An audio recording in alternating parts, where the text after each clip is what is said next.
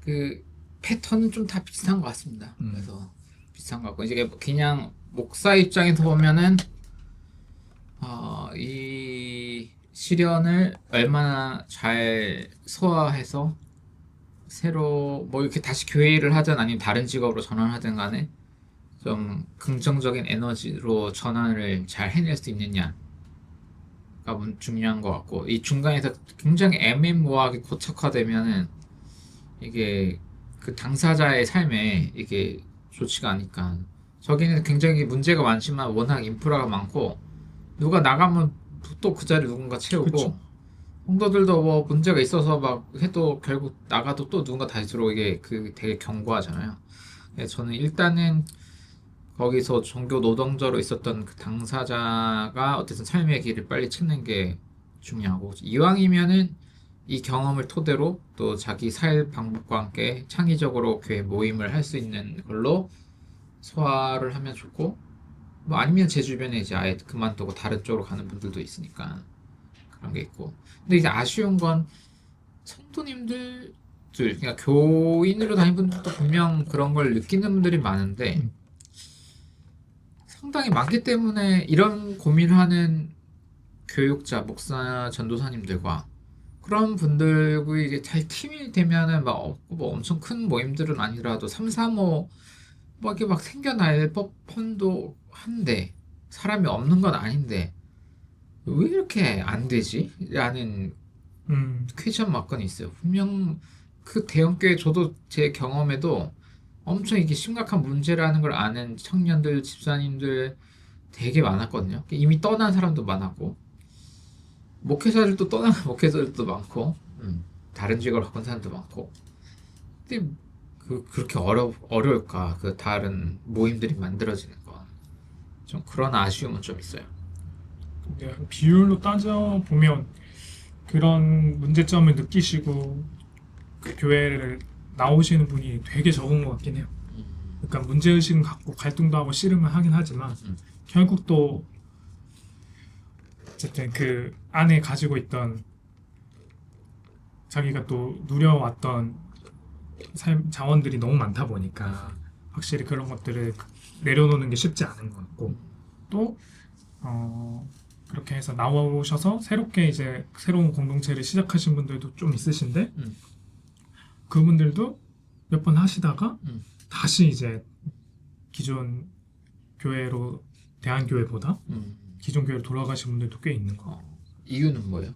돌아가. 저 여쭤봐서 뭐 들은 건 아니지만 그냥 제 나름의 생각으로는 대한교회도 어쨌든 녹록지 않다 보니까 음, 그 기존 제도권 교회 안에서 느끼지 못했던 또 다른 부분의 어려움들을 이제 대한교회에 나와서 이제 하시다 보면서 그게 더 크게 와닿는 게 아닐까 이런 생각도 좀 들고.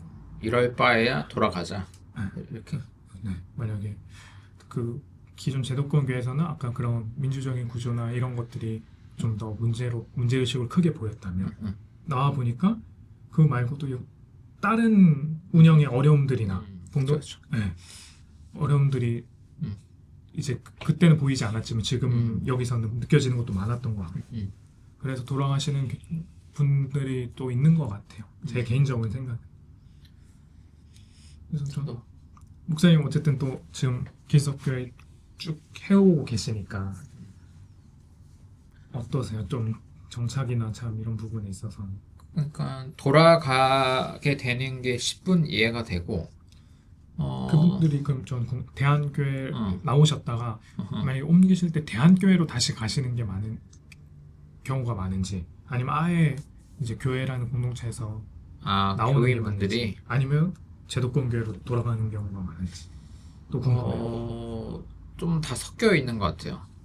돌아가는 분들이 좀 더 많은 것 같고 어디로요? 다시 제도권으로? 응. 문제가 있는 건 아는데 이런 대안적 모임에 희망이 없다라고 판단할 때 아니면 내 어떤 욕구가 충족되지 않는다고 판단할 때 다시 돌아가는 경우가 좀 더 많고 종교 자체를 그냥 그만하는 경우들도 좀 있고 대안교회로 가는데 대안교회가 다 거기서 거기에요 사실 그 약점들이 다 비슷비슷해요. 음. 규모도 비슷해서 여기 가는 사람도 또 비슷하게 문제에서 또 가거나 그만둬나 이게 루트가 좀 그래요. 그래서 이게 뭔가 완전 100%딱 맞는 뭐가 있으면 예를 들어서 정치적 성향과 뭐 이런 게 엄청 맞아갖고 완전 몰입하는 거가 아니면 조금 그냥 계속 뺑뺑이 도는 경우가 조금 많은 것 같아요. 어. 목회자들도 약간 그런 것 같긴 해요. 음, 대학교에 남아서 끝까지 음, 하시는 분도 있는 것 같고 음, 다시 돌아가시는 분도 있는 것 같고 음. 아예 이제 목회에 접고 다른 일 하시는 분도 있는 것 같고. 그렇죠. 저도 다 이해했는데 어쨌든 제가 뭐 예전에 책도 쓰고 막 지금도 똑같은 마음인데 어떤 의지를 가지고 나는 이런 대한교회 소망을 받았어. 내가 아니면 이렇게 제도화된 거내 분노 때문에 내가 이렇게 해야지. 내가 희생해서라도 이걸 할 거야라는 거가 아니거든요. 음, 그냥 순간 욱해서 시작한 거가 맞고 근데 제 컬러는 그냥 코로나 때 구석이 짱 막혀가지고 인터넷 보면서 신학 공부하다 보니까 이렇게 막 컬러가 그 사이에 몇 년간 이렇게 만들어진 거고 만들었으니까 저는 이제 다시 못 들어가게 돼버렸어요. 사실 이게 쓴 언어부터 모든 게 저도 막 싹 프로그램 안에가 업데이트가 돼버리니까 그래서 못 들어가게 되긴 했는데 근데 돌아가려고 했죠. 여러 가지 문제점 때문에. 근데 그때 참여자들이 항상 있었어가지고 물론 중간중간 조금 위기가 있긴 했는데 항상 애매모호하게 관둘라 치면 꼭 그때 한두 명이 와. 그래서 조금 더 만나다가 또 지나고 이런 식으로 해서 몇 년이 음, 지나갔지. 의지를 가지고 그래 7년은 해보자 뭐 해보자 전혀 아니고 음, 이게 돌아가는 거 되게 이해가 되고 다만 돌아가면 또 이게 무한 반복이거든요. 그쵸. 그러니까 이렇게 참 그게 이해가 되고 또 돌아가는 경우에도 저도 친구 목사님들 되게 축하를 해줘요. 어쨌든 재정적 안정, 집도 받고 월급도 나오고 안정되니까 너무 잘 됐. 가지 말라고 안 해요. 너무 잘 됐고 좋다, 진짜 축하한다. 밥이나 사라 뭐 이렇게 하지만 근데 이제 이게 그 문제가 몇 년 안에 봉착할 건 아니까 그냥 단지 어떤 시간을 조금 벌었을 뿐이지. 유예하는 네, 느낌이에요. 그냥 그 정도죠. 그게 완벽한 솔루션은 아니고. 그러니까 이게 뭐 교회를 어떻게 하는 이런 문제가 아니라 그냥 그 당사자 개인의 삶 자체를 볼 때도 그 위기는 계속 반복되는 거니까. 저도 아직은 위기죠. 위기 속에서 그냥 참는 것 뿐이고. 그래도 목사님은 조금 그래도 이 대한교회라고 표현하기 뭐 그렇긴 음, 하지만 이 필드 안에서 좀 그래도 목사님 생태계를 구축하고 싶어 하시는 그래도 큰 그림이나 목적은 또 있다고 생각하는데 저는 네네. 그 그런 일에 또 많이 생태계를 에너지도 쏟으시고 생태가 필요한 게 길석교회 자체로도 필요하지만 저 아까 했지만 성도들도 막 돌아요. 음, 그러니까 제가 볼 때 지금 제가 키우고 싶은 역량은 이제 갈등 중재와 좀 더 그런 성도들도 다 어떤 스트레스를 가지고 나오는 거잖아요. 근데 이제 거기에 너무 얽매여 있으면 부정적 시너지만 오면은 다시 기성교로 돌아가거나 그만두거나 음, 무한반복해 갖고 저도 이제 좀 지치고 솔직히 좀 질려가지고 이거를 어떻게든 빨리 근데 이런 얘기를 안 할 수는 없거든요. 이런 얘기를 어쨌든 참여자들도 긍정적인 에너지로 빨리 전환될 수 있게 하려면 어떻게 될까? 교회도 하면 어떻게 될까? 이제 그 고민을 되게 많이 하는 거고 그 솔루션을 찾아야만 그 노하우를 찾아야만 모임이 되게 되는 거예요. 안 그러면 여기도 무한반복이에요. 와서 기성교회 욕하다가 그냥 끝나는 어떤 새로운 뭐 이야기는 음. 없는 그 상태로 되기 때문에 그 그거가 필요한 것 같아요. 그리고 성도들도 아직은 저도 마찬가지고 이제 기존처럼 위기적이게 되면은 부딪히는 종류가 굉장히 정해지고 부딪히면 알아서 나가라 약간 이런 음, 입장이니까 그거를 해결해서 다시 친해지는 경험이 좀 없거든요. 적어도 종교 장안에서는.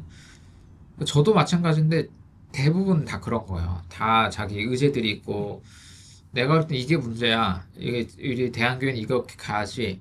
다 꽂혀 있는 게 있는데 그래서 정말 생각지도 않은 여러 주제들로 충돌들이 일어나는데 그거를 딛고 그 다음에 다시 손을 잡을 수 있어야 그 다음 단계가 가는 거잖아요. 근데 이게 너무 어려워요. 음, 너무 어렵고 그래서 결국 아까처럼 기성교로 돌아가거나 종교 그만두거나 아니면 다른 대안교회를 찾게 되기 때문에 근데 이 현상은 저는 줄이고 싶어서 앞으로 더 노력하겠지만 무조건 계속 되긴 돼요. 해보니까.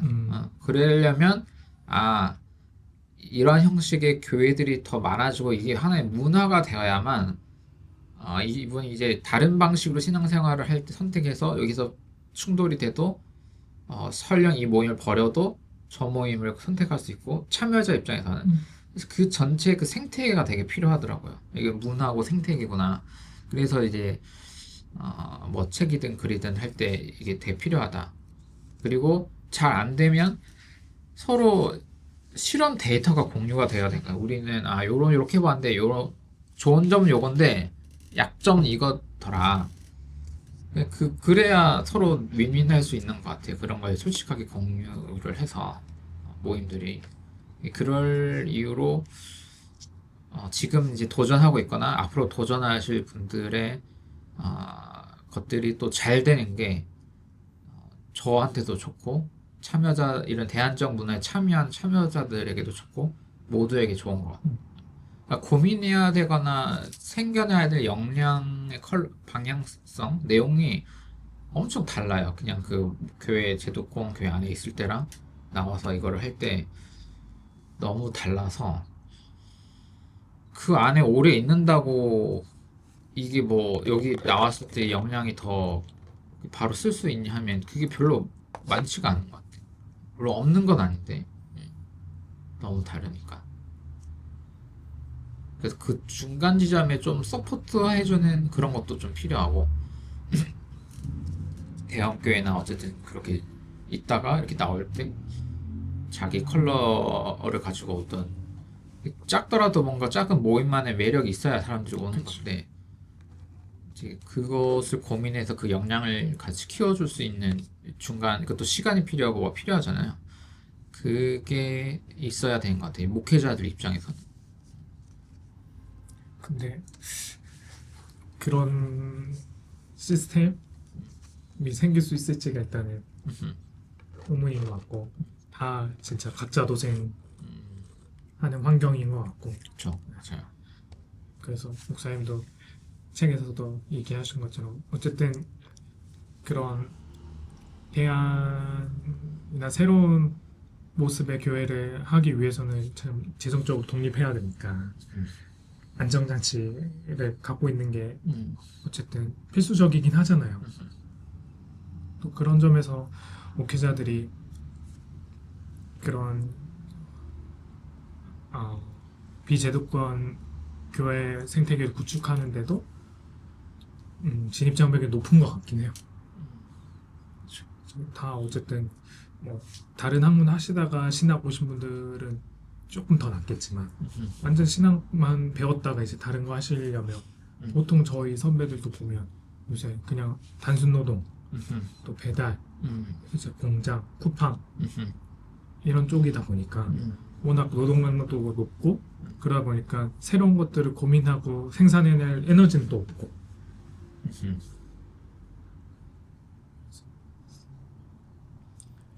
쉽지 않다. 그러니까 그분들도 그거를 장기적으로 하려고 하는 건 아니겠죠? 그렇죠. 네, 그래서 지금 고민 중이니까 급하게 하시는 것 같고, 그러니까 그냥 대한교회 말고 그냥 제도권 교회 입장에서도 어떤 직업이든 선택하고 장려할 수 있게 오픈돼야 되는 게 있고, 하나 첫째로는 두 번째는 목사님들도 부목사 시스템 들어가서 무한 경쟁 들어가서 단임 목회로 가는 트랙을 갈 거냐 아니라면 개척을 했을 때 생활비를 모임에서 모두 받을 수 있는 확률은 매우 낮기 때문에 뭐 풀 생활비는 아니더라도 뭐 절반이든 어느 정도 퍼센티지를 어떻게 수입을 낼 건지에 관한 구체적인 플랜을 짜야겠죠. 근데 그거는 너무 당연한 얘기고 근데 이걸 갑자기 막 몇 달 안에 하세요 하면 너무 어렵고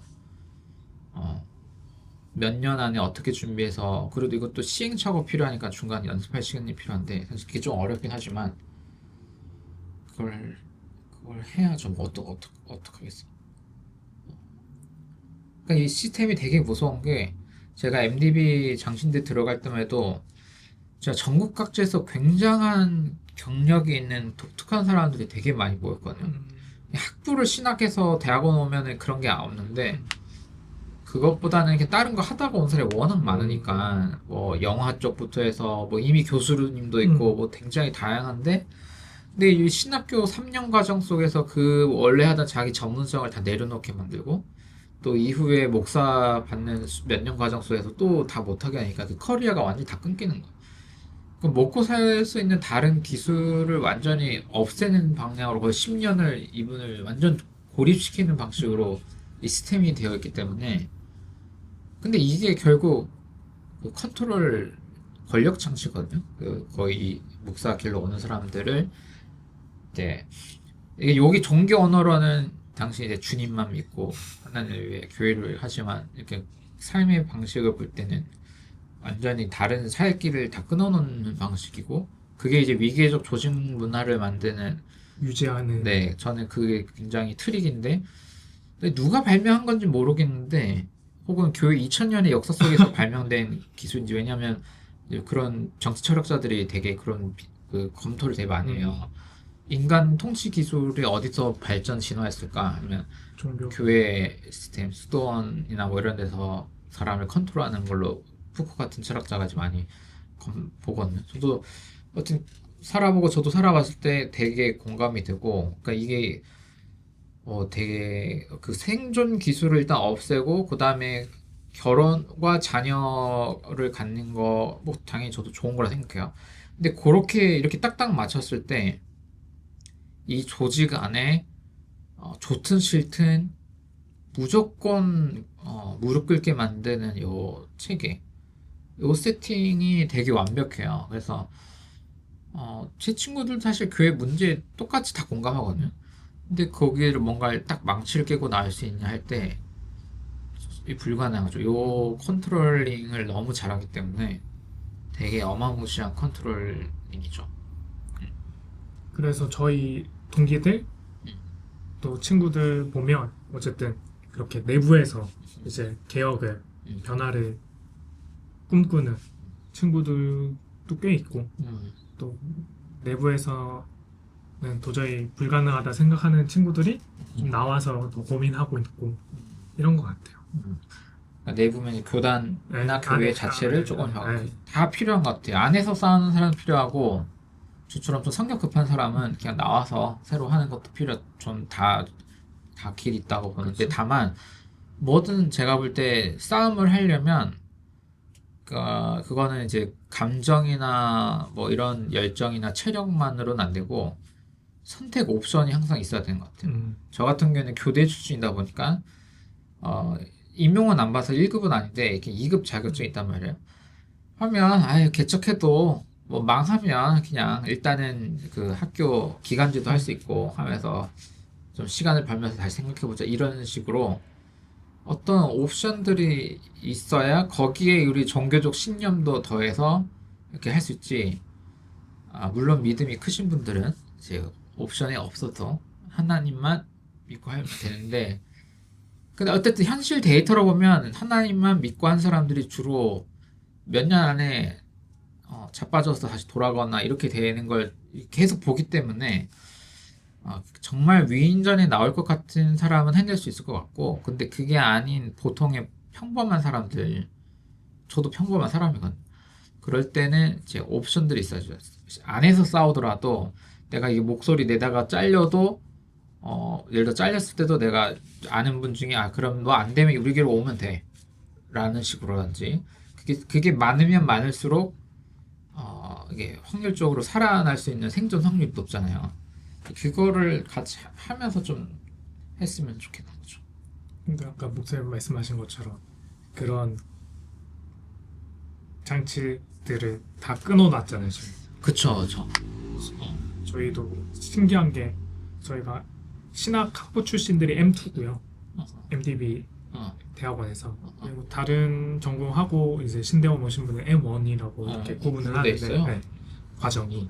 근데 오히려 M1 분들이 저는 좀 더 열려 있고 좀 유연성이 가능성이 있을 거라고 생각하는데 사역 현장에서 보면 저희 다 느낀 그 동기들이 참 많이 얘기를 하는 부분이 오히려 더 좀 근본적인 분들이 거의 대다수더라고요. 그러니까 그분들이 그렇게 와서 자신들이 또 했던 다른 그런 루트가 또 장점이나 될 수도 있는데 그런 것들 다 그냥 본인 스스로 다 잘라놓고 이렇게 더 올인하고. 그렇죠. 그냥 집단 안에 종속될 확률이 높아서 그러신 것 같아요. 그리고 교회를 할 거면 특히 우리가 이제 여러 조금 젊은 세대랑 할 거면 그 교단 집단 안에 몰입되어 있으면 되게 위험한 것 같아요. 이게 보수든 진보든 상관없이 그냥 그 신학 그 집단 안의 언어와 세계관에 너무 과몰입해서 그게 일반 사회에서 그게 얼마나 쓸데없는 것인지를 전혀 체감할 수가 없어요. 굉장히 그 언어들이 고립되어 있으니까. 근데 저도 그 장로교 안에 있을 때는 좀 몰입되어 있었거든요. 우리 교단에 말하는 이 신학자, 우리의 이 전통, 우리 선배, 바깥에 진짜 누구라고요? 우리 아무리 세계적인 신학자여도 밖에 그 누군데요? 이런 건데 그 쓸데없는 그거 프라이드 그거 하나 효용가치 없는 거기에 너무 빠져갖고 현실적인 능력이 진짜 없어요. 되게 그냥 그 조직 안에서만 굉장히 그 이제 위기적인 그게 만들어지고 하니까. 근데 20, 30대 분들은 물론 20, 30대지만 올드한 방법으로 내면화되어 있는 경우에는 안 될 것 같고 이제 일반 사회 경험을 조금씩 해가는 분들은 요걸 하면서 할까? 요런 일을 하면서 할까? 이거를 시행착오를 20, 30대에 엄청 해야 되는 것 같아요. 지금 신학 공부는 나중에 해도 되거든요. 천천히. 그거는 천천히 그냥 평생 하면 될 일이고 내가 볼 때 20, 30대는 목회를 하면서 자기가 굶어 죽지 않을 수 있는 뭐가 있을까? 그냥 이왕이면 그냥 네거티브하게 안 죽게 하는 방법보다도 이왕이면 나랑 좀 맞아서 즐거운 거 그런 거를 좀 찾아가는 그 시간들이 필요한 것 같아요. 그건 어쩔 수 없이 본인이 시행착오를 해서 이것도 해보고 그다음 실패해보고 그 경험 쌓아서 그다음 해보고 지금 이 시간이 필요하거든요. 그거를 하면 필요하다는 거죠. 저 같은 경우에는 카메라를 좋아하는데 원래 그냥 사진 찍는 것만 좋아했었어요. 옛날에 그냥 카메라만 어릴 때부터 제주도 사진이 거의 막 20살, 22살 뭐 이런 눈 쌓인 거 그때 카메라 하나도 모를 때 진짜 거기 동아리 처음 본 사람들 쫓아가고 제주 오름 가서 찍고 이런 거였거든요. 근데 지금은 이제 영상 찍을 일이 워낙 많은 거예요. 모든 단체 포럼. 그래서 최근에 알바도 좀 해서 돈도 벌고 지금은 이제 사진도 일부러 걸어놓은 게 사진이든 뭐든 굿즈나 뭐 좀 뭐 일을 해볼까? 그러니까 이게 이런 걸 하려면 약간 제일 심각한 생존 기간 있잖아요. 그걸 조금은 벗어나야 요걸 도전해보고 실패해보고 약간 요 기간이 좀 필요한 것 같아요. 그래서 그 트레이닝 기간이 필요하니까 뭐 근데 또 안 될 확률도 너무 높고 도전해봤을 때 근데 이거는 꼭 목사뿐만 아니라 지금 모든 청년들이 다 똑같은 상황인데 도전해보고 실패해보고 찾아보고 근데 성공해도 되게 쥐꼬리만큼만 벌 수 있을 확률도 좀 높아. 그러면 이것도 하면서 또 딴 것도 또 개발해서 이렇게 늘리고 그 중에 엄청 뭐 뛰어난 사람은 하나 파갖고 엄청나게 되겠지. 그거는 비범한 사람들. 그럼 그렇게 하라고 한 건데 보통 사람은 그냥 내가 볼 때 소소하게 이것저것 막 해갖고 해야 되는 것 같거든요. 근데 그러려면은 시행착오를 많이 하면서 이왕이면 자기 적성에 맞는 걸 찾아야 되니까. 근데 이게 어려워 보이지만 만약 그렇게 됐어. 그렇게 해서 교회를 하면 좋은 점은 저도 지금 딱 그렇다는 건 아닌데 그런 느낌으로 저도 만들어가고 있는데 뭐냐면 제가 하는 교회에 제가 너무 엄청 집착은 안 하게 되는 것 같아요. 그냥 너무 빡세면 때려치자. 근데 아예 때려칠 수도 있고 좀 때려치고 좀 몇 년 쉬었다가 다시 할 수도 있고 뭐 몇 달만 다시 회복될 수도 있고 근데 물론 이런 것도 있고 또 뭐가 있냐면 교회 참여자들에게도 약간 갑을 관계가 아닐 수가 있어요. 그러니까 이렇게 나와서 대형 교회 있으면은 뭔가 내가 오히려 내가 갑에서 막 권력하고 이럴 수 있지만 작은 모이면 오히려 참여자가 갑일 수도 있어요. 내가 와주는데 뭐.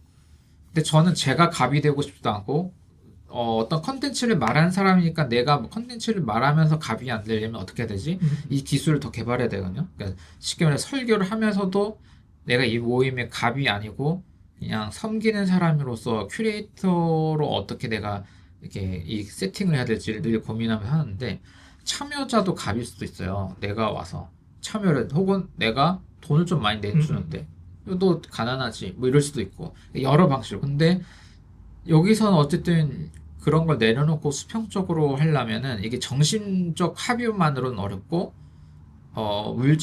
물리적 어떤 조건도 같이 맞춰줘야 되니까 나는 교회 때려쳐도 돼. 근데 이왕이면 근데 하고 싶은 종교적 신념이 있어.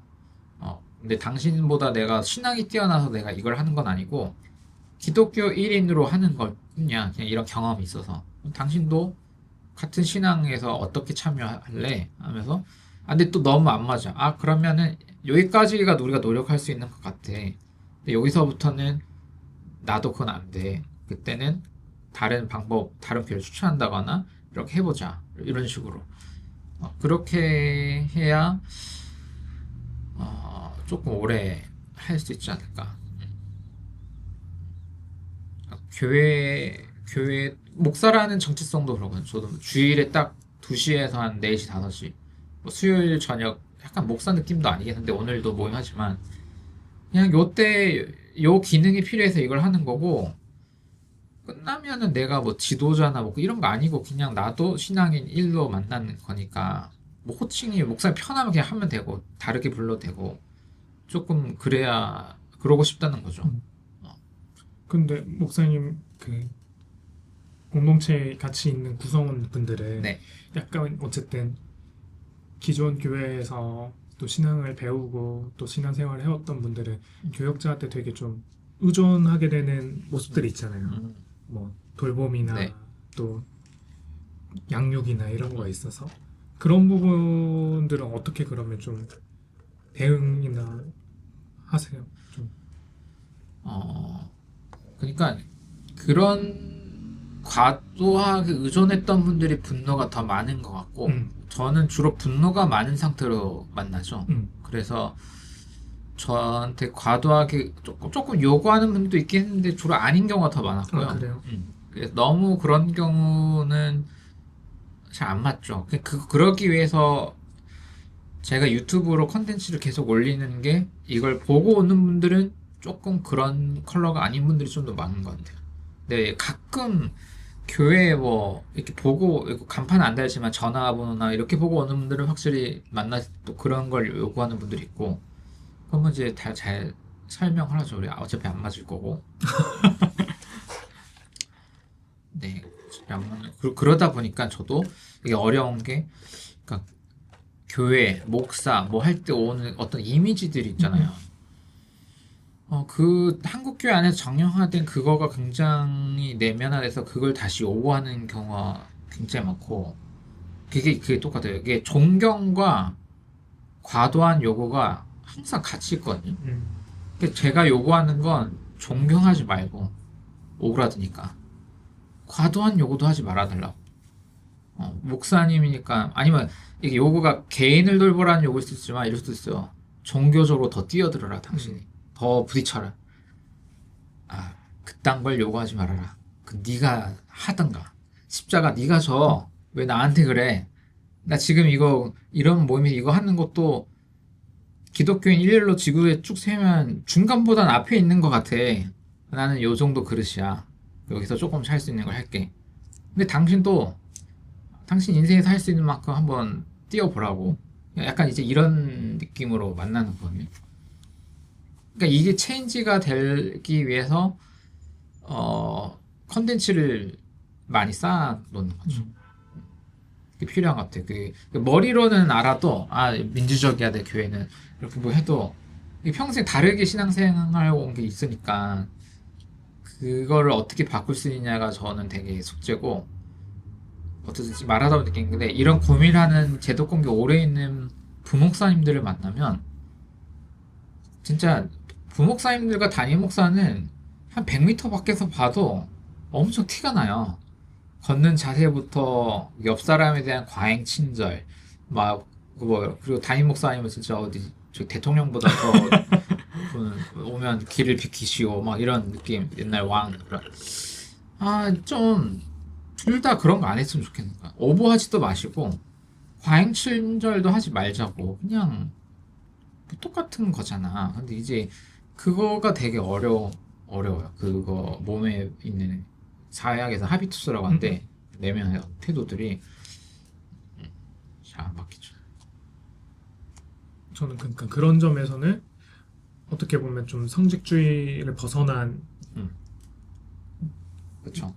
이야기인 것 같긴 한데 그 목회자도 그런 부분에서 공부나 이해가 좀 필요하고 음, 또 그 성도들도 그런 지점에서 공부나 이해가 필요하다고 생각이 드는데 음, 그런 담론에 대해서 얘기 나누는 것은 거의 다 저는 목회자 집단밖에 없는 것 같아서 음, 그래서 막상 목회자는 그런 거에 대해서 성직주의를 없애고 음, 좀 더 우리가 더 평등한 관계 안에서 음, 서로 상호 돌봄의 관계 공동체를 꾸려보자 이제 또 대한 공동체를 만들었는데 음, 막상 또 기존 교회에서 좀 실망하고 상처를 겪고 이제 그런 새로운 공동체에 오신 분들이 음, 이 성직주의에 대한 이해가 너무 뿌리 깊다 보니까 음, 그런 모습을 볼 때 되게 이제 낯설고 음, 또 그러다 보니까 다시 그 문제는 제도권 안에 있지만 음, 이런 낯섦도 너무 어렵다 보니까 다시 돌아가는 경우도 있지 않나 이런 생각도 그쵸. 좀 들기도 하네. 맞아요. 그러니까 이 목사님들 입장에서는 전략이 없는 거고, 음. 그게 목사님들끼리 수평 모임 하자는 게 아니고 음. 커뮤니티를 만들자는 거니까, 그쵸. 그거는 오히려 일반 사회의 수평적 커뮤니티들에서 배워야 하고 또 그런 마인드를 종교장에도 어떻게 적용할 수 있을 것인가. 그럼 신학도 바뀌어야 되고 말하는 방식이나 뭐 여러 가지 스타일들이 다 바뀌어야 되거든요. 그쵸. 근데 그거를 서로 공감할 수 있는 어떤 이제 문화 싸움이에요. 문화를 어떻게 만들 것인가. 그럼 목사님이 지금 쌓아둔 콘텐츠들도 어떻게 보면 그런 걸 위해서 더 쌓아 네. 두고 뭐 처음부터 그걸 계획했다기보다는 하다 보니 네, 아까도 저도 분노 포인트 비슷하거든요. 봤던 내 길의 끝이 저거라고? 음. 내가 결국 이 사람 경제에서 이 목사님 무너뜨리고 이 목사님 무너뜨리고 내가 해서 저기 목사의 수석 목사의 해서 내가 해야 할 행동이 저거야? 왜냐면 그거 하면 누구나 그렇게 할 수밖에 없거든요. 그렇죠. 아무리 우리가 욕을 하더라도 맞아요. 일단 요건 아니구나 라고 이제 턴을 한 것뿐이고 그 다음에 이제 와서 보니까 와 그랬을 때 이 모든 게 바뀌는 거야. A부터 Z까지 모든 것들이 그게 좀 할 게 많긴 하죠 생각보다. 저도 처음에는 그냥 열받은 포인트 그거 하나 때문에 하긴 했는데 아 이게 이렇게 다른 거야? 근데 제가 해보니까 이거는 그러니까 신학자로 그냥 논문 쓰고 이런 사람들이야 막 그냥 글 잘 써갖고 학자들이 하면 근데 이걸 현실에서 모임으로 운영을 하려다 보니까 아 이게 나 혼자 뭐 이렇게 정리했다고 될 일이 아니고 이게 사람들과 어떻게 공유하나 할 수 있는지 그리고 이거를 한 번 하고 말 게 아니고 우리 삶의 이 루틴이 정말 필요해야 모임이 되는 거다 보니까 정말 이런 방식의 종교 모임이 이게 삶에 의미 있는 그런 루틴으로 될 수 있는지 이거를 이제 실험을 다시 해봐야 돼가지고 좀 난감하긴 해요. 그 목사님 이제 목사님 길섭에 오시는 분들이 대부분 유튜브나 이런 것 컨텐츠를 통해서 좀 목사님 생각에 공감하고 이해한 상태에서 오시는 분들이 많은 편이에요. 많은 편이긴 한데 네. 다 자기 보고 싶은 것만 보고 오기 때문에 그 이해 수준이 다 달라요. 그렇게. 저보다도 오히려 더 앞서간 분들도 있고 그냥 기성기 일단 화만 나서 온 분도 있고 그러면 이제 해야 될 게 많은데 이거를 어떻게 하면은 뭔가 너무 주입시키 말고 음, 할 수가 그리고 이걸 또 계속 올 때마다 새로 반복할 수 그러니까요. 없으니 이걸 어떻게 심플하게 이걸 공유할 수 있을까? 이제 이걸 해내는 게 좀 숙제죠. 또 그런 어려움이 있는 것 같긴 해요. 딱 시작부터 같이 한 분들이 함께 있는 때보다 계속 하다 보니까 왔다 갔다 또 새로운 이렇게 오다 보니까 참 이런 교육적인 부분에서 가치를 공유하고 나누는 부분에서 쉽지 않겠다 이런 생각도 드네요. 네, 그래서